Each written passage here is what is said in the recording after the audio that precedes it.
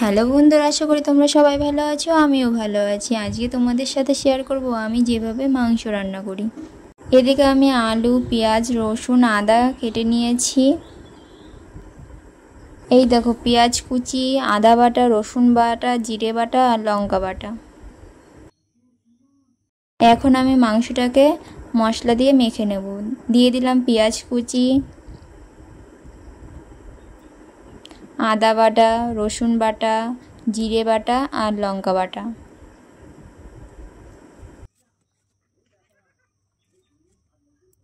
মশলাগুলো দেওয়ার পরে দিয়ে দেবো হলুদ গুঁড়ো আর লবণ। এখন দিয়ে দিচ্ছি সর্ষের তেল। অল্প পরিমাণে দেব, যেহেতু রান্না করার সময় আবার দেওয়া হবে, তার জন্য অল্প পরিমাণেই দেব। ভেতরে দিয়ে দেবো অর্ধেকটা লেবু। লেবুটা ভালো করে চিপে দিচ্ছি, দানা ফেলে দিয়ে।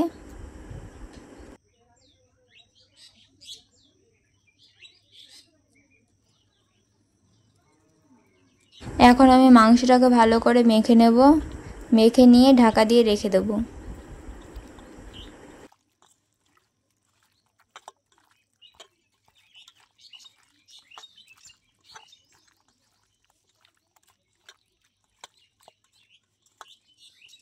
ভালো করে মাখা হয়ে গেছে, এখন আমি ঢেকে রেখে দিচ্ছি।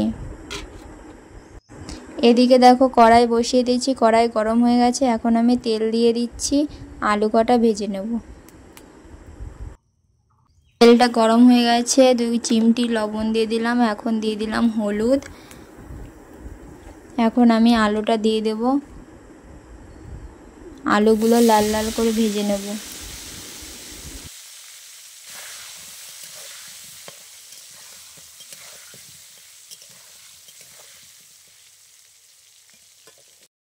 আলুটা প্রায় হয়ে এসেছে।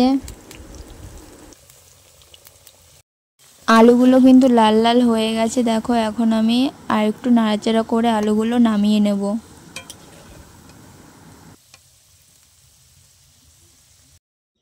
আলুগুলো কিন্তু থালায় তুলে নিয়েছি।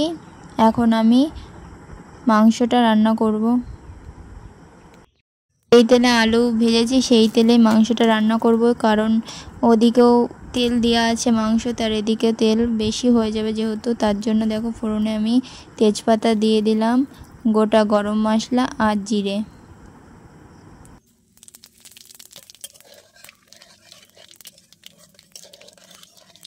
দেখো ম্যারিনেট করা মাংস। ফোড়নগুলো বেশ লাল লাল হয়ে গেছে, এখন আমি মাংস দিয়ে দেব। এখন ভালো করে কষিয়ে নেব।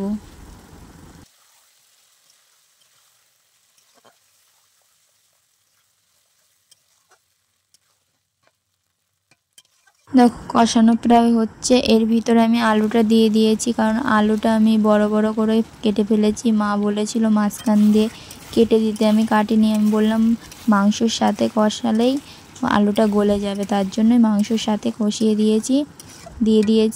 কষানো হবে এখন। এদিকে ঢেকে নেব একটু।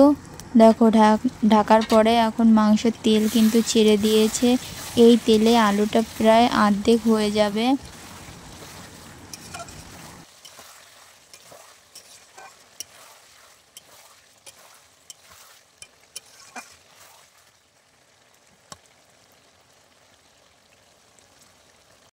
কষানো প্রায় হয়ে গেছে, সামান্য একটু জল দিয়ে ভালো করে আর একটু কষিয়ে নেব।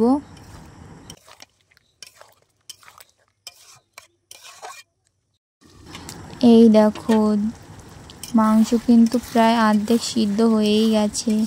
এখনও জল দিইনি, ঝোলের জল, তেল আর ওই সামান্য একটু জল দেওয়াতে এই অবস্থা।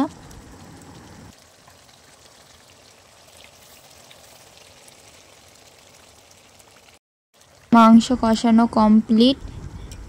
এখন আমি ঝোলের জলটা দিয়ে দেব।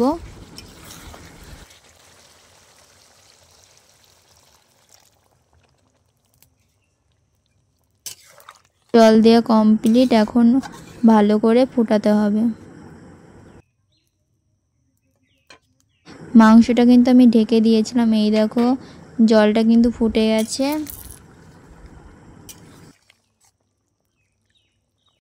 জলটা ফুটে কিন্তু তরকারি ঝোলটা দেখো অনেকটাই গাঢ় হয়ে গেছে, আর আলু কিন্তু গলে গেছে।